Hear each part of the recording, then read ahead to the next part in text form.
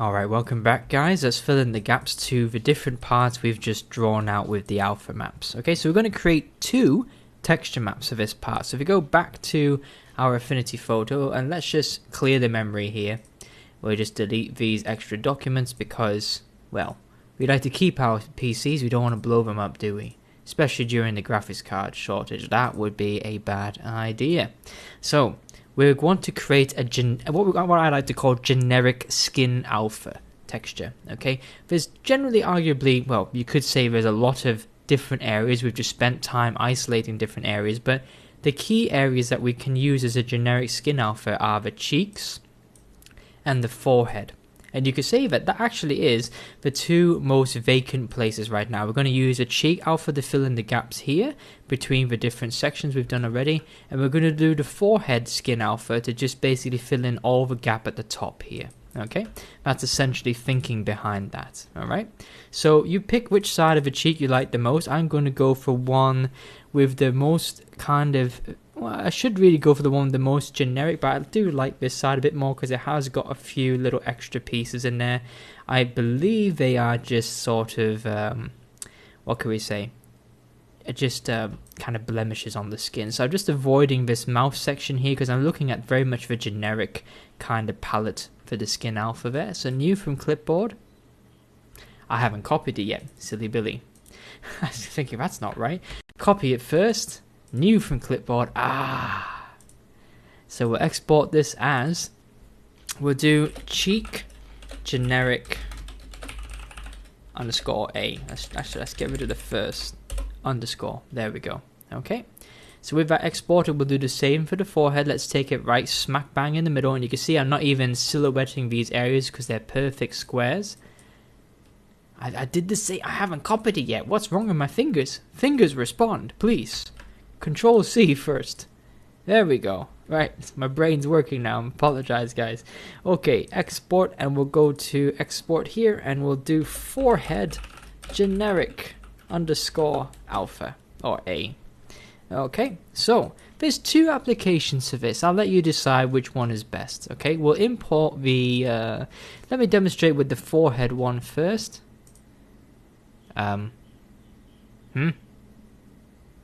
Interesting. What? Where's my alphas? Hang on a second, guys, I need to go file hunting. Okay, I found them, but the directory, never mind, it's okay, never mind, we'll just pretend none of that happened. So forehead generic A, this is what happens when you work on multiple computers, guys. Not recommended. Okay, so generic alpha in, remember this is a square, so if we were to drag this out, it doesn't look too bad, but we'll just smooth it out a little bit. So we'll go over to alpha, and we'll just make sure to increase the RF value just slightly. It doesn't have to be too much, just so it's got a bit of a gradient around this so it blends a bit better. And you could do lots of drag rectangles out. That's one way of doing it. Or you can change a drag rectangle into a spray. Okay, now the size of the pores depends on the size of your brush. For instance, if it's a size 10, you'll be doing this. And you can see that's creating quite an awful looking pattern.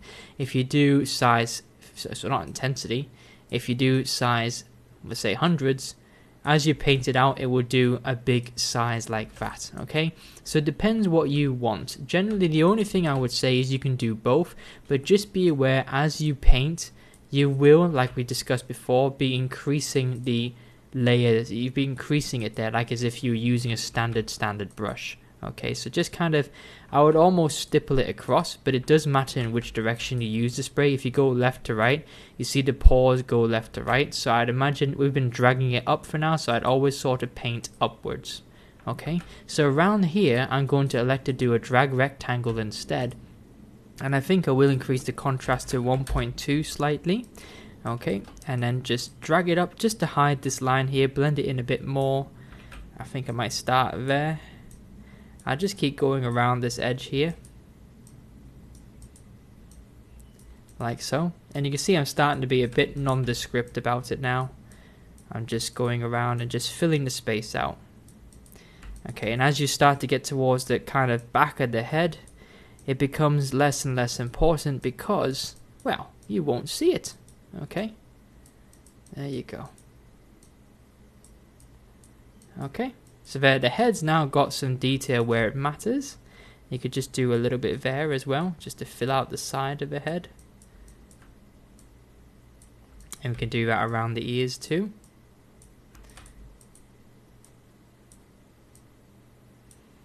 And in this mode, don't be afraid to kind of go over previous patches and stuff like that. You absolutely can. Just bear in mind that it will sort of create a bit of a... It'll make it look a bit more kind of crisp. Okay? Fabulous. Alright, so that's the forehead there demonstrated at the front. Let's go to the spray mode now. I'm going to go with a rather large brush size here. And I'm actually going to do placement input average count. Let's change that down to 1. So it doesn't place too many at the same time, okay? But the longer you hold it down, the more effect you'll kind of have. So I'm just kind of left clicking and dragging a little bit to place 1, and then I'm leaving go pretty quickly. Okay, and you can see that I'm catching quite a broad area here, and I can easily fill out the back of the head quite easily. Okay. Now remember, the back of the head's going to be quite scratchy because, well, that's where all the hair is. Right, so that's fine for it to be a bit more detailed. I'm always reminded of Natalie Portman's head when she gets it shaved off in V for Vendetta. You might have noticed that it's quite scraggly at the back, because obviously that's where everyone's hair is, right? That's where it is. It grows from there. Okay. Once you're happy with that, leave it as it is. Actually, she kind of does look a little bit like Natalie Portman now. But if we go back to... well, we don't need to go back to Affinity Photo. We've got it already. We'll go to an import. Am I dreaming?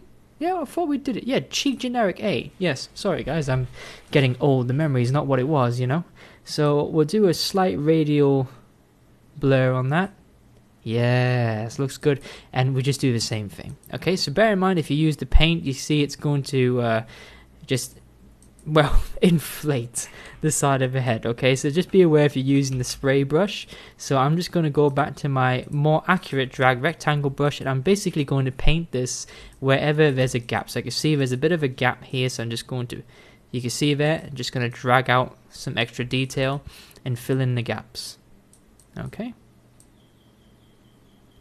And I know this is not the most anatomically correct, because obviously we're kind of drawing this in the gaps where there's not cheek based pores, but as I said, we've already done a lot of the key areas, so this is just to kind of fill in the gaps here. And to be honest, no one really notices that much. So, you know, if you'd like to go ahead and create several kind of generic skin patterns to fill in the gaps between like the eyes and the nose, and you want to sample more directly from your displacement map, then by all means go ahead and do that. I applaud you for it. But for me, generally speaking, this is enough for me to do here. Okay, so just add a bit of variance around the neck there, and I'm actually going to use it for the underside of the head, of the jaw as well. Okay, and I'll continue this pattern through the neck as well, why not? So our character, we're not really going to see much of the neck because she's got quite a high collar. But we're here now, so we may as well do a bit of patterning. Yes, that's a real word. Patterning. It's the present continuous form of the noun pattern. Yes. Pattern is a noun. Well, it is now. That's for sure. Okay. Right. Let's go all the way. Let's not hold out on the skin texture of the head mesh. Let's go all the way. Give it some detail. Now, would you guys be mad at me if I said there was another way of doing this a bit more quickly? I'll share it with you now, shall I? So you can see, oh, actually, before I share it with you, we forgot about the ears. I'm sorry, ears. Everybody forgets about the ears. They're not really that important. Not gonna lie, you can see I'm not even using a special texture for them. Does the displacement map even feature ears? No, it doesn't. So you can see that the ears always kind of get cut out. Nobody cares about ears. We're just going to do a generic kind of cheek paw drag out on the ears there. That's fine. It's okay, ears. Don't worry. Let's put it this way, ears. If you weren't there, the head would look strange. So you are important to a degree, just not as much as everybody else, okay? There you go. Don't feel too bad, ears. Okay, so the other thing I was going to kind of share with you is if you didn't want to manually do all this. Now, of course, I always advocate for manually doing this because you've got a lot more control over the whole process. We've controlled where all the pores are, where all the different types are, and everything like that. So it's important to have that level of control. But if you're after a very quick solution, you can go over to surface and noise, okay? So in the noise, if you hit edit, you'll get this little preview box here. Now it's not so clear on here now because we've done the detail, but can you see that if I change a noise scale, it's basically creating generic noise, okay? And we could have filled the head with a separate alpha. We could have picked an alpha and we could have chosen the cheap generic alpha, and it would use our custom alpha to create noise instead, okay? So that's something else that you could have done, essentially. Okay, so you could have created noise around the head like that as well. That's another way of doing it, but I like to manually place it so I can manually control it. Okay, but that is another way you can do it as well. You can just kind of bring in your own alpha and scale it down, and that could have given you a similar result. If I press OK now, we'll get no real effect because it's already been applied. We've already done that. You can see there, it's not changing it very much at all. Okay, which is good news because that means we've covered every area of the face already. Oh, but it does stretch a little bit there, so that's why I would sort of say manual is always best, because sometimes these automated functions don't always do such an amazing job. That's to be expected though, isn't it? Right? It's automated. Okay, one more thing I would do is that some of the areas have kind of grown or enlarged a little bit, but not too much. So I'm just going to use the move brush here, and because I'm a bit of a kind of, well, what could I say, a bit of a perfectionist here, I just want to move some of these areas back in to where they were originally. Okay, just to make sure that the head remains roughly in the same form it was. Okay, and there you go guys, that's it, complete. We've done the detailing of the head now. So what I want to do now is take a bit of time and, like I said before, come in and see where I can add some manual detail here, okay? Because around the eyes here, we're still lacking a little bit of detail there with the under the eyelids there. We can come in and draw some fine lines with a down standard brush. But now that we've got the sort of safety net of pore based detail, we can now come in and start to make some more informed lines where we would like to, without worrying about, hey, are we aging it too much or whatnot. If this is our baseline here, we've always got this, we can always see how far we can push it, and if we push it too far, we always come back to this. Okay, so save this Z tool as it is right now, it's completed, and then go ahead and work on a copy of this Z tool, and we'll go ahead and see if we can push the detail even further.